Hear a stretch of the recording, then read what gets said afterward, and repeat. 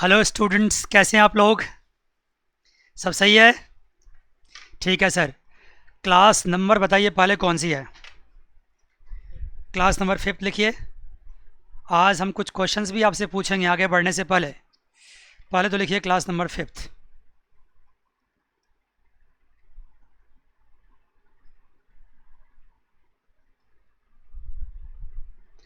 Journal entry चल रहा है, सबसे इम्पोर्टेंट टॉपिक है। Yes sir. क्या पढ़ाया था पिछली क्लास में मैंने? देखो कितना अच्छा लग रहा है। देखो, मैंने पिछली क्लास में आपको फॉर्मेट कराया था कि जर्नल एंट्री आप पास कैसे, हाँ, पास कैसे करोगे। देखो, जर्नल एंट्री में जो ये तरीका है ना, ये तो वर्किंग नोट है। जो मैं बिज़नेस को बांटता हूँ, फिर उसमें एक डेबिट एक क्रेडिट करता हूँ, ये सब तो वर्किंग नोट है, समझने का तरीका है। फाइनली एंट्री होता है ये। और इस एंट्री को हम प्रेजेंट कैसे करेंगे? इस फॉर्मेट में करेंगे। Date, particulars, L F, debit, credit. Date, particulars, L F, debit, credit. इस तरह से करेंगे।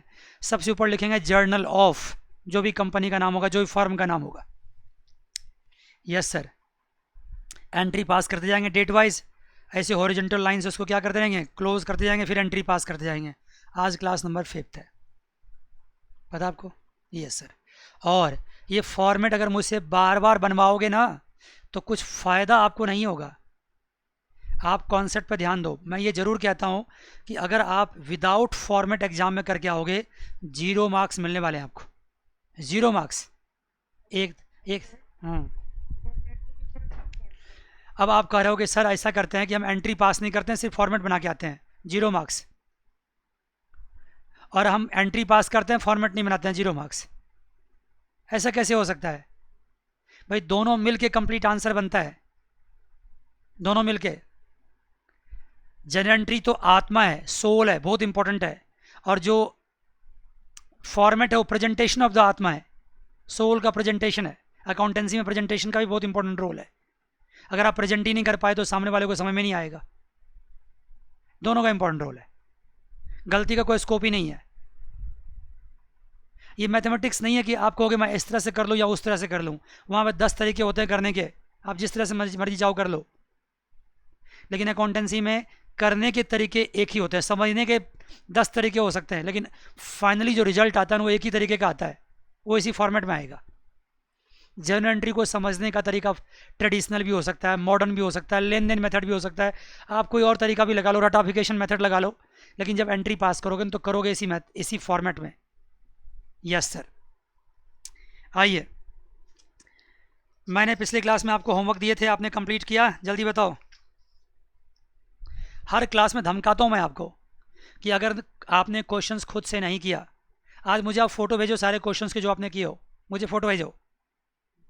आज क्लास ख़त्म होने के बाद मेरे व्हाट्सएप पे आपके सारे फ़ोटो होने चाहिए। और आप बच्चे जो ऑनलाइन पढ़ रहे हैं उनको भी मैं कह रहा हूँ कि जर्नल एंट्री में जो भी आप क्वेश्चंस करते हो उनका फ़ोटो मुझसे शेयर कर सकते हो। आपसे बनता है तो भी, नहीं बनता तो भी, बन जाता तो भी शेयर करो, मुझे कम से कम तसल्ली तो हो कि आपने किया है। देखो तो सही कैसे कर रहे हो। हाँ, ठीक है जी। आइए, अब कुछ स्पेशल एंट्रीज होंगी, मज़ेदार आएगा। बिजनेस में भी कभी कभार स्पेशल सिचुएशंस आते हैं और ज़िंदगी में भी आते हैं, तो उस स्पेशल एंट्रीज को कैसे हम पास करेंगे। लिखिए यहाँ पे हेडिंग क्या लिखिए,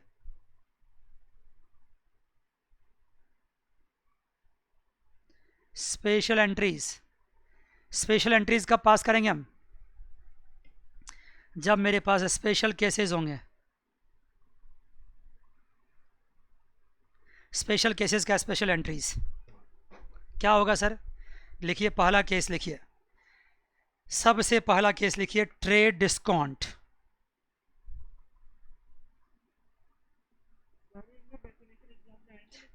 डेफिनेशन बिल्कुल भी नहीं आएंगे, कभी नहीं आएंगे, लेकिन इसके बेसिस पे एंट्री आएगा। जो समझो, मैं समझा रहा हूँ भाई, समझ लो। ट्रेड डिस्काउंट, देखिए ट्रेड डिस्काउंट अगर आप लिख रहे हैं तो साथ साथ आपको लिखना पड़ेगा कैश डिस्काउंट, ये भी लिख लीजिए।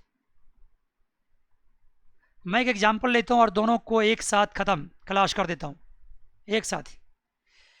मान लीजिए कि क्या करते हैं आप कोई गुड्स सेल करते हैं। ध्यान दीजिएगा, सेल ऑफ गुड्स।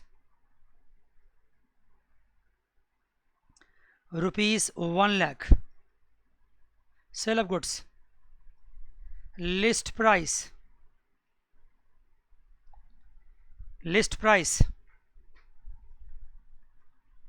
ठीक है ना, कितना लिस्ट प्राइस है, ₹1,00,000। आपने एक गुड सेल किया, उसका लिस्ट प्राइस कितना, 1,00,000। At the rate trade discount 10% and cash discount 10% to Ram. आप सेंटेंस का मतलब समझे? ऐसा गुड्स जिसका लिस्ट प्राइस कितना, 1,00,000 है। लिस्ट प्राइस का मतलब क्या होता है? कोई भी बुक देखोगे ना, उसके ऊपर देखो प्राइस होता है, वो उसको लिस्ट प्राइस बोलते हैं। मतलब जब भी कोई बिजनेसमैन अपना सामान बेचता है ना, तो सामान को पहले लिस्टिंग करता है कि ये उसकी प्राइस होगी, उसके ऊपर वो डिस्काउंट ऑफर करता है अपने कस्टमर्स को, तो उसका लिस्ट प्राइस बोलते हैं, ठीक है। अब ये लिस्ट प्राइस है 1,00,000 रुपया, उनको आप सेल करोगे, उस पर ट्रेड डिस्काउंट 10% और कैश डिस्काउंट 10%। आगे लिखो, Ram paid 50% in cash. Ram ने क्या किया, 50% कैश में क्या कर दिया, पे कर दिया। अब आइए देखिए कैसे हिसाब किताब होगा। पहले लिखोगे आप बिजनेस, मैं इसका एंट्री कराने से पहले इसका मीनिंग समझाना चाहता हूँ हिंदी में, इंग्लिश तो लिख दिया मैंने। ऐसा गुड्स जिसकी लिस्ट प्राइस कितनी है, 1,00,000 रुपया है, उसको बिजनेसमैन ने बेचा है, और जिस कस्टमर को बेचा उससे 1,00,000 डिमांड नहीं कर रहा है, उसको 10% का ट्रेड डिस्काउंट दे रहा है, और साथ साथ उसको 10% का कैश डिस्काउंट दे रहा है, और राम ने 50% कैश पे कर दिया, इसका मतलब 50% उधार है। अब आइए इसका हिसाब किताब करते हैं। सबसे पहले क्या लिखिए आप, लिस्ट प्राइस कितना लिखेंगे, ₹1,00,000। इसमें से क्या माइनस करेंगे, ट्रेड डिस्काउंट कितना परसेंट, 10%। बताइए 10% कितना होगा, 10,000। लिस्ट प्राइस 1,00,000 माइनस किया 10,000, कितना हो गया, 10,000 ट्रेड डिस्काउंट हो गया, अब ये बच गया 90,000। अब आप कहोगे सर आपने ट्रेड डिस्काउंट का मीनिंग तो बताया नहीं, आपने माइनस कर दिया। मैं आपसे कहता हूँ, आप कभी मार्केट जाते हैं, गए होंगे कोरोना से पहले या कोरोना टाइम में भी जाते होंगे, आप दुकान पे क्या लिखा देखते हैं, सेल लगा हुआ है, या कोई दिवाली ऑफर आया हुआ है, या होली ऑफर आया हुआ है, ऐसे कोई फेस्टिवल ऑफर आता है, नहीं आता? बताओ, बोलो ना। यस सर, ऑफर आता है। क्या लिखा होता है कि ₹1,00,000 का सामान है, 1,00,000 का सामान है, 10% डिस्काउंट पे ले जाओ, 15% डिस्काउंट पे ले जाओ, 50% डिस्काउंट पे ले जाओ, दो शर्ट परचेज करो एक फ्री ले जाओ, 2 जीन्स परचेज करो एक फ्री ले जाओ, आते हैं ना? इस तरह के जितने भी डिस्काउंट आप मार्केट में देखते हैं, वो सारे डिस्काउंट टुगेदर क्या कहलाते हैं, ट्रेड डिस्काउंट कहलाते हैं। पता है क्यों? ट्रेड डिस्काउंट एक सेलिंग स्ट्रेटजी होता है।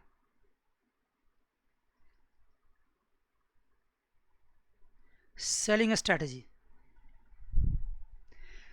गुड्स को सेल करने का स्ट्रेटजी होता है, प्लॉय होता है, किस तरह से हमारी सेल्स बढ़े। सेल्स को इंक्रीज करने के लिए मकसद क्या होता है, सेल्स को बढ़ाना, इसके लिए डिस्काउंट दी जाती है।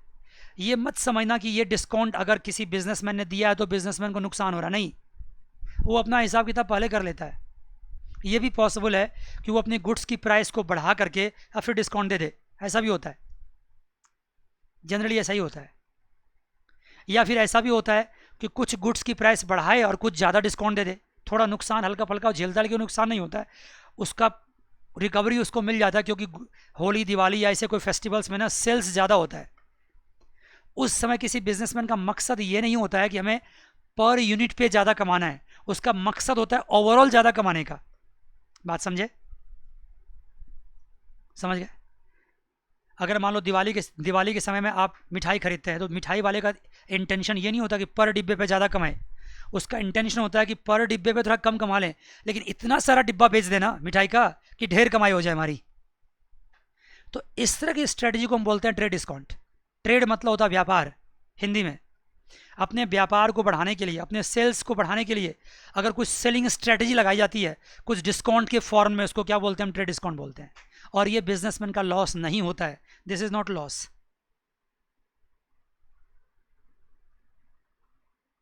लॉस टू द बिजनेस, ये बिजनेस का लॉस नहीं होता है, ये तो एक सेलिंग स्ट्रेटजी होता है। अगर ये बिजनेस का लॉस नहीं होता है तो उसको बिजनेस में, जर्नल एंट्री में या कहीं पे भी अकाउंटिंग में दिखाया भी नहीं जाता है, ये लॉस नहीं होता है। और this is not shown in the books of account, books of account में इसको कहीं दिखाते भी नहीं है, ये बस हिसाब किताब के लिए होता है। कोई जर्नल एंट्री में, कोई लेजर्स में, कोई ट्रेडिंग अकाउंट में, कोई भी प्रॉफिट लॉस निकालते वक्त कहीं पे भी इसको नहीं दिखाते हैं। एक्चुअली हम करते क्या है, हम 1 लाख की लिस्ट प्राइस माने, उसमें से ट्रेड डिस्काउंट 10,000 माइनस कर दिए, अब इस 90,000 को हम क्या मानते हैं? हम सेल्स मानते हैं। हम 1 लाख को सेल्स मानते ही नहीं है। मैं तो इसको जितनी बार चाहूँ बता दूँ, जितनी बार चाहूँ बताऊँ, आपके लिए कम ही पड़ेगा। देखो मुझे तो खूब आता है ये सब चीज़, मैं कितने साल से पढ़ाया हूँ, लेकिन मैं अपने पॉइंट से, अपने दिमाग से आपको नहीं पढ़ा रहा हूँ, आपके दिमाग से आपको पढ़ा रहा हूँ। मैं ये सोच के नहीं पढ़ाता हूँ कि मुझे कितना आता है, मैं ये सोच के पढ़ा रहा हूँ कि आपको कितना आता है। आपको कुछ भी नहीं आता होगा, इसलिए मुझे खूब चीख चीख के बोलना पड़ा है। और ये सब ऐसी सी बातें हैं जो हर जगह आता है एग्जाम में, बेसिक है। तो आपके पास अगर लिस्ट प्राइस होगा, उसमें से ट्रेड डिस्काउंट माइनस कर देंगे, उसके बाद जो अमाउंट आए उसको क्या बोलेंगे? सेल्स बोलेंगे। 1 लाख रुपीज़ नॉट सेल, मैं लिख देता हूँ यहाँ पे, rupees 1 lakh is what? Is not sale, ये सेल नहीं है। Selling amount is what?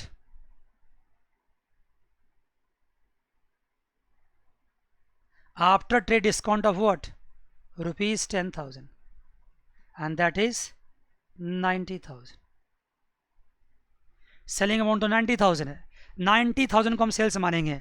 इसका मतलब अब अगर हम बिजनेस के बुक में जर्नल एंट्री पास करेंगे, बिजनेस के बुक में जर्नल एंट्री पास करेंगे, बिजनेस के बुक में जर्नल एंट्री पास करेंगे, तो एक इफेक्ट क्या होगा? सेल्स का होगा। और सेल्स में कितना अमाउंट दिखाएंगे? 90,000।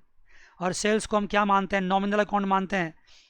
भाई मैं कितने दिनों से समझा रहा हूँ, नॉमिनल अकाउंट मानते हैं। उसमें क्या मानते हैं? उसको रेवेन्यू, इनकम मानते हैं, क्योंकि सेल्स बार बार होता है। और क्या करते हैं? क्रेडिट करते हैं। मज़ा आ गया। जो बातें मैं पहले बता रखा है उसको मैं बार बार क्यों समझाऊं ढंग से? ये तो बार बार बता चुका हूँ। ये बातें मैंने आपको पहले नहीं बताई थी, तो मैंने इसकी क्या किया है? जान निकाल दी इसकी। अब तो इतना डिस्कशन मैंने किया। Yes sir. अब इसका दूसरा इफेक्ट क्या होगा? दूसरा इफेक्ट होगा, देखने में बहुत मज़ेदार होगा। वो ये होगा कि इसका 2 पार्ट होगा। इसका क्या होगा देखना, ये 90,000 तो यहाँ आएगा दूसरा इफेक्ट में, और उसका 2 पार्ट होगा। एक तो होगा 45,000, 50%। दूसरा क्या होगा? 50%। बात समझ गए? क्या होगा सर? ये तो है कैश रिसीव्ड। क्यों? क्योंकि सवाल पढ़ो क्या लिखा हुआ है, राम ने आपको 50% कैश दे दिया है, तो ऑफकोर्स 50% कितना होगा? 45,000। Cash not received, cash not received का मतलब क्या होता है? उसका मतलब होता है क्रेडिट सेल। क्रेडिट सेल किसको किया आपने? टू राम। राम क्या यहाँ पे आपका डेटर्स है। जिसको आप सामान उधार पे बेचते हो वो कौन होता है? आपका डेटर्स होता है। देखो ना, पूरा आंख गड़ा करके पेन को नीचे रख दो, सुनो मेरी बात, पहले वीडियो पॉज करो, फिर से लिख लो, बिल्कुल आगे नहीं बढ़ना है। Yes sir. कैश रिसीव्ड हो गया। जब कैश रिसीव्ड 50%, ये कैश किसने दिया? राम ने दिया है। जब पैसा आपको मिल जाता है ना, तो जो बंदा पैसा दे देता है उसका नाम का कोई मतलब नहीं रह जाता, फिर वो दे दिया दे दिया। किसी का नाम तभी आप रिकॉर्ड करते हैं जब वो पेमेंट आपको नहीं करता है, वो उधार आपसे परचेज किया है, तो उसकी रिकॉर्डिंग करनी पड़ेगी, क्योंकि फ्यूचर में उससे आपको पैसे लेने हैं। आप तभी ले पाओगे जब अपने बुक्स में लिख करके रखोगे, नहीं तो भूलने का खतरा है। इसको लिख के रखा मैंने, लेकिन ये तो पैसा मिल गया मुझे, ये तो कैश में जाएगा। यस सर, लेकिन एक बात और है, आपने उसको 10% कैश डिस्काउंट भी दिया हुआ है। देखो ना सवाल में क्या दिया आपने उसको? कैश डिस्काउंट कितना परसेंट? 10%। कैश डिस्काउंट क्यों देते हैं? समझो मेरी कहानी। आपने राम को कहा कि भाई साहब गुड्स 1 लाख रुपए का है, मैंने आपको 10% ट्रेड डिस्काउंट दे दी, 90,000 की गुड्स आपको बेच दी, पैसा लो। राम कहता कोई बात नहीं, 90,000 का बेचा ना, ठीक है, बुक में लिख लो, अभी मेरे पास पैसे नहीं है, मैं 2 महीने बाद आपको पे करूंगा। आप मायूस हो गए। बिजनेसमैन हमेशा ये चाहता है कि उसको पैसा जल्दी मिल जाए। जब हमने सामान बेचा तो मुझे जल्दी पैसा दो ना। लेकिन अगर जल्दी के चक्कर में आप उसको जिद करोगे तो हो सकता है आपसे सामान ही ना परचेज करे। तो क्रेडिट पे सेल करना तो बहुत इंपॉर्टेंट हो गया आज के ज़माने में। आप भी पीछे नहीं हट सकते, आपको बेचना पड़ेगा क्रेडिट पे। लेकिन क्रेडिट पे सेल करना नुकसानदायक भी होता है, आपके पैसे फंस जाते हैं। वो बंदा तो 90,000 का सामान आपसे ले जाएगा, उसको इंजॉय करता रहेगा, आपके पैसे वहाँ 2 महीने के लिए फंस गए। रिस्क अलग है, हो सकता है 2 महीने बाद ना देता हो, क्या करोगे आप? तो हर बिजनेसमैन क्रेडिट पे सामान बेचने से अवॉइड करता है। मान गए? Yes sir. तो क्या करना पड़ेगा? अब यहाँ पे बिजनेसमैन ने क्या किया, राम को ऑफर किया। क्या ऑफर किया कि भाई साहब आप तो मेरे काफ़ी अच्छे जानकार हो, मुझे आपको उधार बेचने में कोई तकलीफ तो नहीं है, मैं बेच सकता हूँ। और जानते हो ये बात वो झूठ बोल रहा है। किसी ने भी किसी को उधार बेचना कोई खुशी की बात नहीं होती है। हमेशा कोई बिजनेसमैन तकलीफ में ही उधार बेचता है। लेकिन क्या करे, लोगों का दिल रखने के लिए बोलना पड़ता है कि मैं आपको उधार बेच सकता हूँ, मुझे कोई तकलीफ नहीं है। बिजनेसमैन किससे कह रहा है? राम से कह रहा है। लेकिन अगर ये कैश आप मुझे आज दे दोगे ना तो आपको डिस्काउंट देंगे,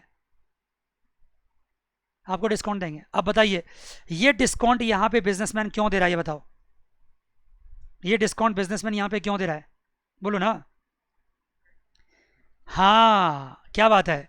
ये डिस्काउंट इसलिए दे रहा है क्योंकि 90,000 जल्दी जल्दी मेरे पॉकेट में आ जाए, 2 महीने का इंतजार ना करना पड़े। और आपका पैसा अगर किसी के हाथ में फंसा हुआ है तो जानते हो टाइम वैल्यू ऑफ मनी होता है। आगे पढ़ोगे आप लोग कहीं, मनी का टाइम वैल्यू भी होता है। मनी आज जो वैल्यू है उसकी, वो वैल्यू 2 महीने बाद नहीं है। मनी जितना जल्दी आपके पास आ जाए उतना अच्छा है। This is called time value of money. मान गए जी? जल्दी बोलो। Yes sir. तो बिजनेसमैन ने राम को दिया कैश डिस्काउंट, आप अभी पेमेंट कर दो, आपको हम डिस्काउंट दे देंगे। कितना परसेंट? 10%। अब राम का दिमाग चकरा गया, 90,000 का 10% तो 9,000 होता है। भाई मुझे 2 महीने बाद पेमेंट करना ही है, तो क्यों ना मैं आज ही पेमेंट कर दूं। सुन रहे हो मेरी बात? 2 महीने बाद पेमेंट करना ही है तो आज ही क्यों ना पेमेंट कर दूं। 9,000 बच जाएंगे, 81,000 में खरीद लेंगे। बिजनेसमैन भी सोचता है कि 9,000 गया तो गया, कोई बात नहीं, पैसे तो आज के आज आ गए। जो पैसा मुझे 2 महीने या 3 महीने बाद मिलने था वो पैसा आज तो आ गया, अच्छी बात है। रिस्क तो कम हो गया, थोड़ा कम कमा लेंगे, अच्छी बात है। बात समझ गए? लेकिन राम कहता भाई साहब आपका ऑफर तो बहुत अच्छा है, लेकिन मेरे पास पे करने के लिए उतने पैसे नहीं है, मैं 50% कैश में दे सकता हूँ, 50% कैश में दे सकता हूँ। तो ये 50% हो गया। लेकिन 50% जब कैश में जाएगा ना तो 50% कैश रिसीव नहीं होगा, क्योंकि इसमें से फिर क्या हो जाएगा बताओ? इसमें से हो जाएगा माइनस व्हाट? डिस्काउंट अलाउड नहीं होगा, क्योंकि 50% तो 45,000 होता है, लेकिन डिस्काउंट अलाउड कितना होगा? 10%। कितना होगा? 4,500। तो वो कितना पेमेंट करेगा आपको? 40,500 ये पे करेगा, 40,500 पे करेगा। मज़ा आ गया? सही बताओ? देखो फिर भी उसका बचत हो गया। जहां उसको 45,000 पे करना था वहां 40,500 पे किया। यहां पे जो 4,500 का नुकसान हुआ है ना, ये डिस्काउंट कहलाता है कैश डिस्काउंट, और इसको लॉस माना जाता है। इसको लॉस माना जाता है, इसको बुक्स ऑफ अकाउंट में दिखाया जाता है, बुक्स ऑफ अकाउंट में दिखाया जाता है। इसको लॉस माना जाता है, इसको बुक्स ऑफ अकाउंट में दिखाया जाता है। एक छोटा सा क्वेश्चन बना के मैंने इतना टाइम लगा दिया इसको बताने में आपको, इसका इंपॉर्टेंस, इसका महत्व है। आइए, ये तो मैंने अभी हिसाब किताब किया है। अब देखो बिजनेस में कितने इफेक्ट हो जाते हैं, अब आप खुद बताओ। बिजनेस में एक इफेक्ट है सेल्स का, दूसरा इफेक्ट है कैश रिसीव्ड का, तीसरा इफेक्ट है डिस्काउंट का, और चौथा इफेक्ट है राम का। देखो ना कितना हो गया। होगा तो डबल एंट्री है, लेकिन 4 पार्ट में अट गया है। सेल्स कौन सा अकाउंट है? नॉमिनल अकाउंट है। क्या है? रेवेन्यू इनकम है, क्या करेंगे, क्रेडिट। अब ये क्रेडिट डेबिट अगर आपको अब भी नहीं आता तो मैं क्या कर सकता हूँ बताओ। कैश रिसीव्ड कौन सा अकाउंट है, रियल अकाउंट है। कम्स इन या goes out, sir comes in, क्या करेंगे, डेबिट। डिस्काउंट क्या है, कौन सा अकाउंट है, लॉस है, नॉमिनल अकाउंट है, क्या करेंगे, डेबिट। मज़ा आ गया। राम कौन सा अकाउंट है, पर्सनल अकाउंट है। रिसीवर या गिवर, रिसीवर है, वो आपसे सामान उधार ले आता है, डेबिट। मज़ा आ गया। अगर इसको कौन से तरीके से करो, कौन से तरीके से, मॉडर्न अप्रोच से तो भी कर सकते हो। सेल्स क्या है, इनकम है, इनकम बढ़ने से क्या करते हैं, क्रेडिट करते हैं। कैश क्या है, एसेट है, एसेट बढ़ने से क्या करते हैं, डेबिट करते हैं। डिस्काउंट क्या है, एक्सपेंस है, एक्सपेंस बढ़ने से क्या करते हैं, डेबिट करते हैं। राम क्या है, राम आपका एसेट है, क्योंकि उससे पैसा लेना आपको, राम एसेट है, बढ़ता है क्या करते हैं, डेबिट करते हैं। जिस तरीके से कर लो, जिस तरीके से कर लो बच्चों, बात वही होगी। क्योंकि मॉडर्न अप्रोच में किसी भी ट्रांजैक्शन को 5 पार्ट में बांटा गया है। कौन कौन सा, capital, liability, asset, expense, income. बस अब इसका एंट्री कैसे पास करेंगे, मज़ा आ गया। सारे डेबिट के ऊपर लिखो। कैसे लिखोगे, कैश अकाउंट, क्या लिखोगे, डेबिट। फॉर्मेट तो वही लिखोगे आप जो मैंने बना रखा है आपके लिए, फॉर्मेट तो वही होगा, लेकिन मैं बार बार फॉर्मेट नहीं बनाऊंगा। हो सकता है कभी एक सवाल में फॉर्मेट में कर दूं, लेकिन सारे सवाल में फॉर्मेट में नहीं करूंगा। कौन बार बार वो लाइन ड्रॉ करेगा, आपका टाइम बर्बाद होगा। लेकिन एग्जामिनेशन में आपको कर क्या आना है, कर क्या आना है, कर क्या आना है। अगर आप नहीं करना चाहते मत करना, मेरा नाम मत लगाना बस कि सर ने पढ़ाया था, ऐसा बिल्कुल भी नहीं कह सकते आप। मतलब आप समझ लो कि आपको करना ही करना है फॉर्मेट में। फॉर्मेट का बहुत इंपॉर्टेंट रोल है। जर्नल एंट्री पास करना है, नरेशन लिखना है, डेट लिखना है, particulars, LF, debit and credit. Cash account debit, फिर क्या लिखोगे, डिस्काउंट अकाउंट डेबिट, फिर क्या, राम डेबिट। टू क्या, बोलो,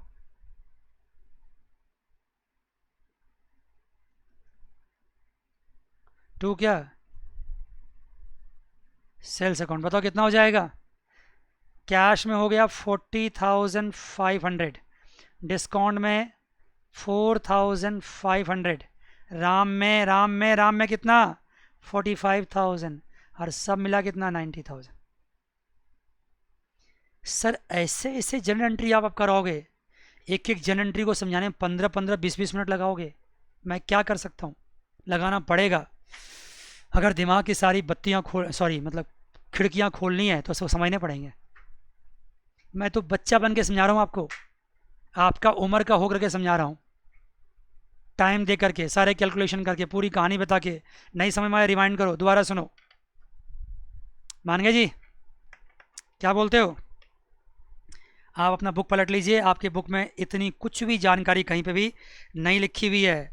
सिंपल बात बुक ने किया और बुक आगे बढ़ गया है। बुक तो बुक है भाई, बुक तो इतना लिख देगा, उसका उसका फ़र्ज़ ख़त्म हो गया। लेकिन हम लोगों को पूरा पूरा प्रॉपर्ली एक्सप्लेन करना पड़ता है।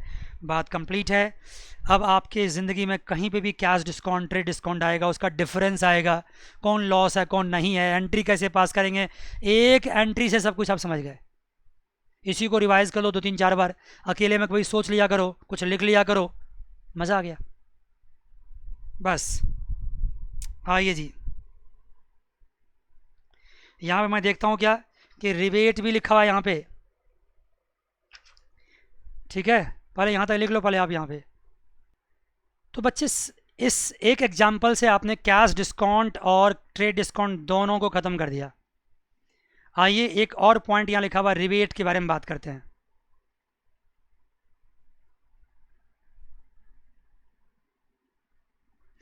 Rebate just like trade discount है, लेकिन ये मत समझना कि रिबेट और ट्रेड डिस्काउंट में कोई डिफरेंस नहीं है।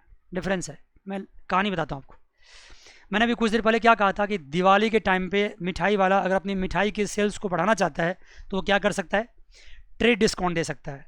ट्रेड डिस्काउंट को मैंने एक सेलिंग स्ट्रैटेजी माना था, अपने सेल्स के वॉल्यूम को बढ़ाने के लिए ट्रेड डिस्काउंट दिया जाता है।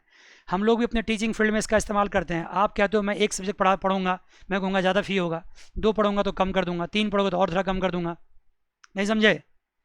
आप कहोगे मैं पूरे 12 महीने पढ़ूंगा तो थोड़ा कम ले लूँगा, कहोगे 4 महीने पढ़ूंगा तो ज़्यादा करूँगा। तो सेल्स के वॉल्यूम को बढ़ाने के लिए जो डिस्काउंट दी जाती है उसको ट्रेड डिस्काउंट कहा जाता है, मान गए। लेकिन याद रखना, जब आप मिठाई खरीदने जाते हैं और आप ट्रेड डिस्काउंट आपको मिलता है, इसका मतलब ये नहीं है कि मिठाई की क्वालिटी में कोई कॉम्प्रोमाइज़ आपने कर दिया है। क्वालिटी बिल्कुल अच्छी है, कोई ख़राबी नहीं क्वालिटी में। बस फेस्टिवल का सीज़न है, सेल्स बहुत ज़्यादा होने वाला है, कस्टमर को अट्रैक्ट करना है, तो क्या किया, ट्रेड डिस्काउंट दे दिया। अब आओ रिबेट की बात करता हूँ।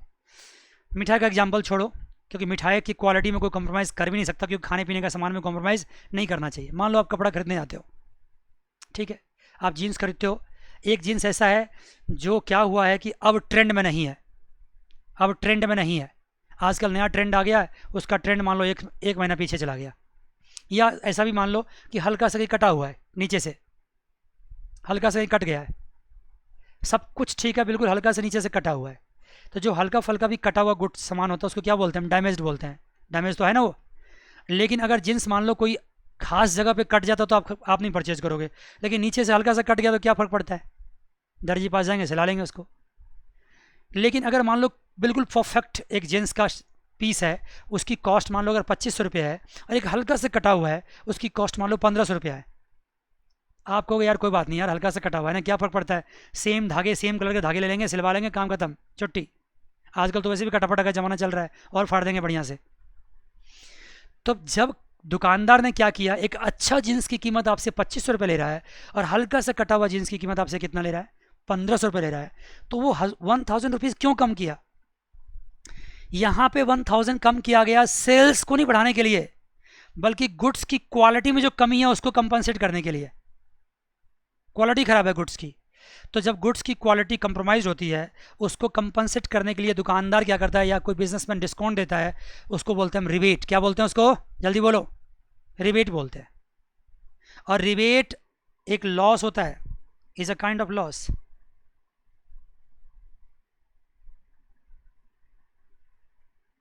ये लॉस होता है, इसको आपको बुक्स में दिखाना पड़ेगा। Has to B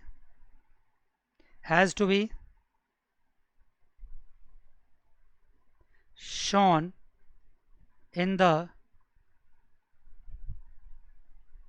books of account, has to be shown in the books of account, is a kind of loss, has to be shown in the books of account। इसको क्या करना पड़ेगा, बुक्स ऑफ अकाउंट में आपको दिखाना पड़ेगा। मान गए जी, यस सर। कैसे दिखाएंगे, रिबेट एक बिजनेसमैन के लिए क्या है, मैं एक एग्जांपल देता हूँ ना। मान लो सपोज करो, वही एग्जांपल दिया मैंने, जो क्लोथ था आपका, कोई भी क्लोथ है, वो 2500 रुपये का था, आपने क्या किया, sold to mister A, mister A को आपने सेल कर दिया, तो क्या एंट्री पास किया होगा आपने, mister A debit to sales. देखो मैं डायरेक्टली एंट्री पास कर दिया, कितने का, 2500 का। भाई उतना कौन लिखेगा, डायरेक्टली एंट्री पास कर दिया। मिस्टर ए आपका डेटर हो गया। डेटर को हमेशा क्या करेंगे हम, जब सामान बेचेंगे तो उसको डेबिट करेंगे। सेल्स इनकम है, रेवेन्यू इनकम है, उसको क्रेडिट करेंगे। जब आपकी ढेर सारी प्रैक्टिस हो जाएगी तो आपको बार बार डबल एंट्री दिखा दिखा के करना नहीं पड़ेगा, आपका दिमाग खुद ब खुद चलना स्टार्ट हो जाएगा। देखो आपने मिस्टर टू सेल्स, लेकिन बाद में क्या हुआ कि आपने उसको रिबेट दे दिया। कितने का रिबेट दिया, रिबेट दिया आपने 1000 रुपीज़ का, तो उसकी क्या एंट्री पास करोगे, rebate allowed to, rebate allowed to mister A. आपने क्या किया, कितना रिबेट 1000 का, आपने 1000 का रिबेट दे दिया किसको, मिस्टर ए को। मिस्टर ए को 1000 का रिबेट दे दिया, मान गए। अब इस रिबेट को आप अपने प्रॉफिट एंड लॉस अकाउंट में भी दिखा सकते हो और दिखा सकते हो। यहाँ क्या चीज़ हो गया, रिबेट ये हो गया नॉमिनल अकाउंट, और ये लॉस हो गया। लॉस को क्या करते हैं, डेबिट करते हैं। एक बार जनरल एंट्री की अच्छी प्रैक्टिस हो जाएगी तो डायरेक्टली एंट्री आप भी पास करना स्टार्ट कर दोगे। ये है रिबेट की कहानी। अब कोई भी बंदा आपसे पूछेगा ट्रेड डिस्काउंट रिबेट में क्या डिफरेंस है, तो क्या कहोगे, trade discount is given just to increase the sales, it's a selling strategy. Trade discount is not a kind of loss, it's never shown in the books of account, उसको books of account में नहीं दिखाया जाता है। Rebate is not given to increase the sales, rather rebate is given on the goods which has the lesser quality, जिसकी quality क्या होती है, कम होती है। To compensate the lesser quality, rebate is given to the customer, and rebate is a kind of loss, has to be shown in the books of account। इसको books of account में दिखाना पड़ेगा। अगर आपको लगता है मैं फास्ट बोल रहा हूँ तो पॉज कर लो, लेकिन मुझे स्लो तो नहीं करा सकते क्योंकि मैं स्लो हो ही नहीं सकता। पिछले कितने साल से मैं पढ़ा रहा हूँ, स्लो हुआ ही नहीं आज तक। लेकिन मैं इतनी बार रिपीट करता हूँ, इतनी बार रिपीट करता हूँ, इतनी बार रिपीट करता हूँ कि आप बस थक जाएंगे सुन सुन करके। हर इंसान का अपना तरीका होता है। हाँ ये बात हो गई। तो मैंने आपको अभी तक की क्लास में क्या किया, ट्रेड डिस्काउंट के बारे में अच्छी खासी बहस हुई, रिबेट के बारे में अच्छी खासी बहस हुई, और कैश डिस्काउंट के बारे में मज़ेदार बहस हुई। इसमें कौन से जगह क्या एंट्री पास करोगे, सारी बात आपसे हो चुकी है। ठीक है सर, इसके बेसिस पे आपको एक सवाल दे रखा है पेज नंबर 8.23 पे, आप उसको देखिएगा, खुद से ट्राई कीजिएगा, बनेगा आपसे, ज़रूर बनेगा, नहीं तो आगे मुझे मौका मिलेगा मैं कराऊंगा। 8.24 पे आपको डिफरेंस दे रखा है ट्रेड डिस्काउंट का, रिबेट का एंड कैश डिस्काउंट का, एक बार गो थ्रू कीजिएगा। भाई अपने से पढ़ने का कोई ऑप्शन ही नहीं है, आप खुद से नहीं पढ़ोगे तो कैसे कर पाओगे, कर पाओगे बताओ। डिफरेंस बिटवीन ऑल दी, इसका डिफरेंस दे रखा है, ये आपको करना पड़ेगा, खुद से एक बार ट्राई कीजिएगा, मैंने सारी बातें आपको समझा दी है। आइए जी बच्चों, अब नया टॉपिक स्टार्ट कीजिए। हेडिंग लिखिए बैड डेट।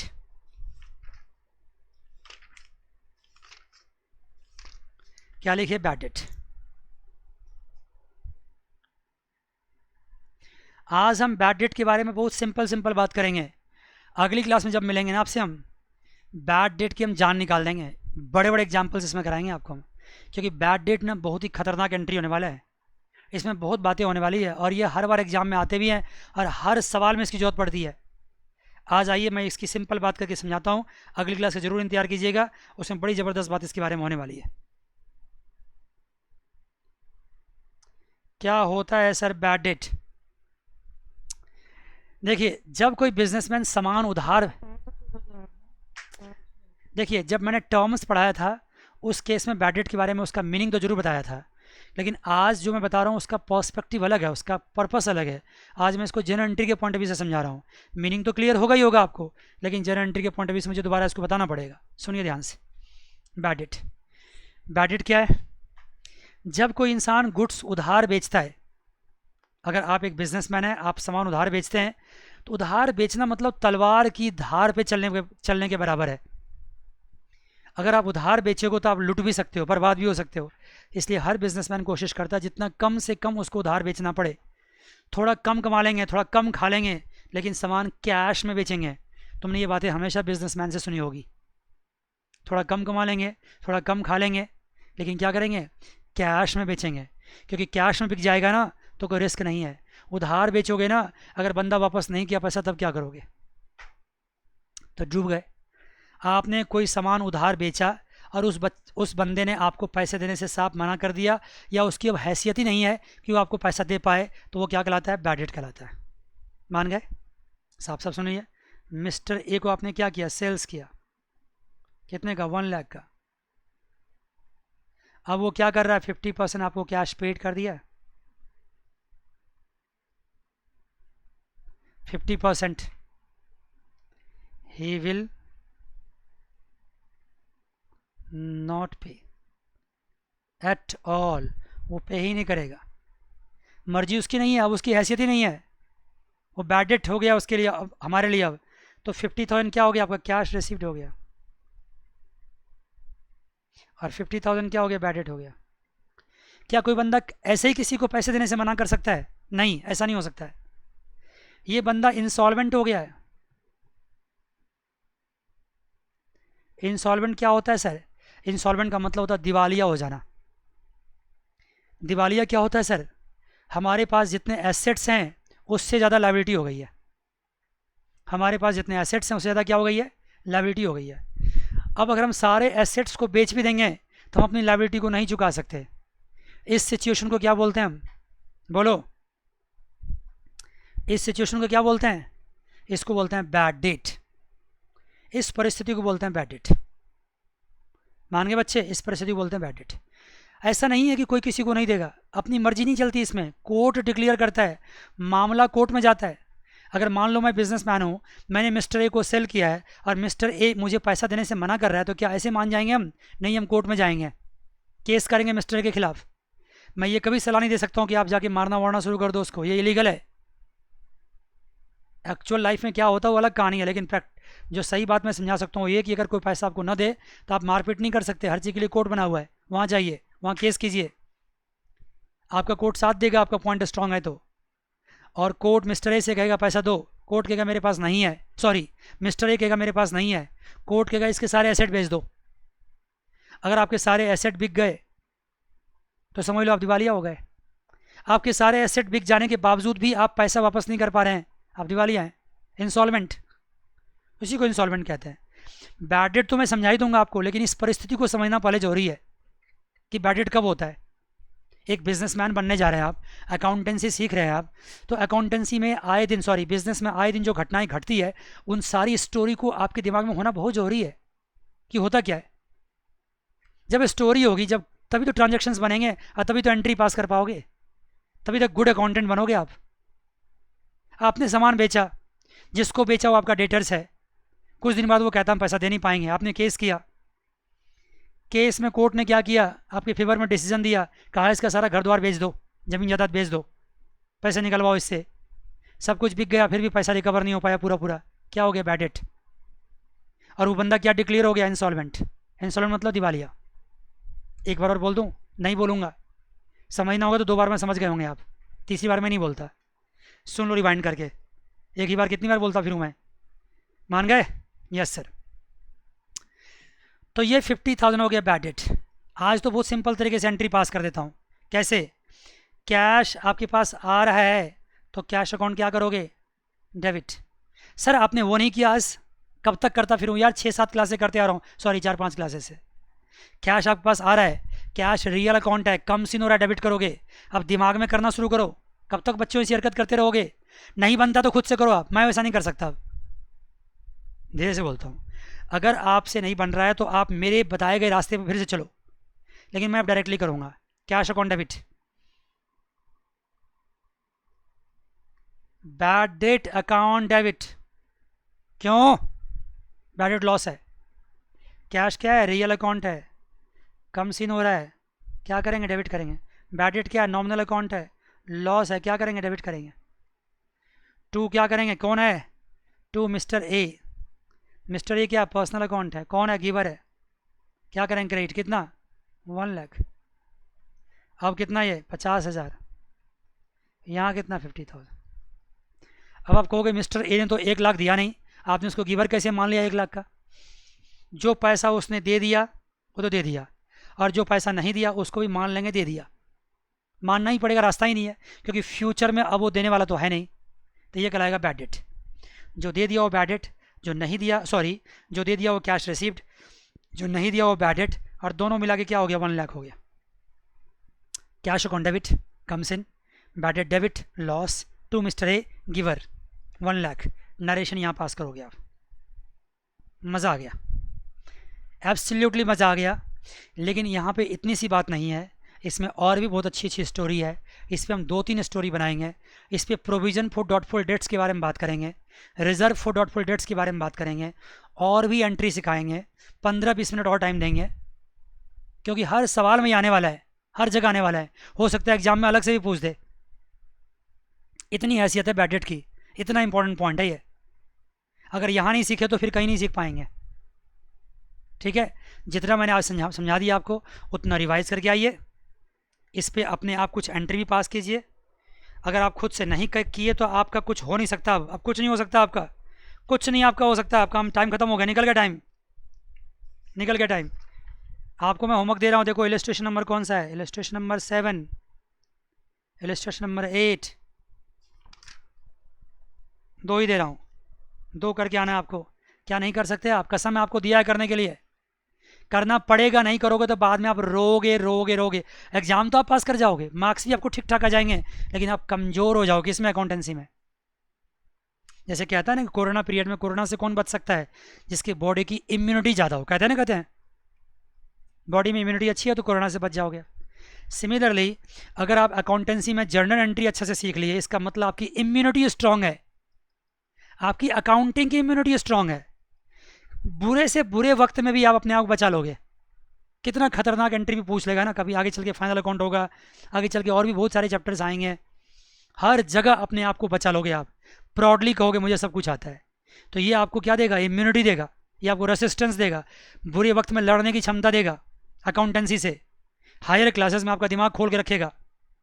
क्या बात है सर, मज़ा आ गया। तो बताओ कैसे, अगर आप जर्नल एंट्री को ढंग से नहीं पढ़ोगे, जिस बंदे की इम्यूनिटी कमज़ोर है वो भी तो जिंदा है, लेकिन खतरा है हमेशा। आपकी इम्यूनिटी कमज़ोर हो जाएगी तो भी आप अकाउंटेंसी कुछ ना कुछ कर ही लोगे, लेकिन जो बड़े बड़े अच्छे अच्छे सवाल आएंगे वहाँ आप धराशायी हो जाओगे, लुढ़क जाओगे, बर्बाद हो जाओगे आप। बात समझ गए? इसलिए जर्नल एंट्री को स्ट्रॉन्ग करना बहुत जरूरी है, जर्नल एंट्री को स्ट्रॉन्ग करना बहुत जरूरी है, बहुत जरूरी है। अगली क्लास में समझाऊंगा मैं आपको, एक कहानी बताऊंगा कि जर्नल एंट्री से मेरे साथ क्या जुड़ी हुई कहानी है, मैं जर्नल एंट्री को इतना सीरियसली क्यों लेता हूँ। 2-3 मिनट में वो कहानी समझाऊंगा, तब आपको भी समझ में आएगा, और तब समझ में आएगा कैसे जर्नल एंट्री की इंपॉर्टेंस है। मैंने 2 इलस्ट्रेशंस आपको होमवर्क दे दिए हैं, अनसॉल्व क्वेश्चन भी करेंगे, लेकिन पहले इलस्ट्रेशंस करेंगे, कॉन्सेप्ट करेंगे, उसके बाद अनसॉल्व क्वेश्चन भी करेंगे। आज के लिए बस इतना ही, अगली क्लास में फिर मिलेंगे। God bless you all, take care, bye bye and see you.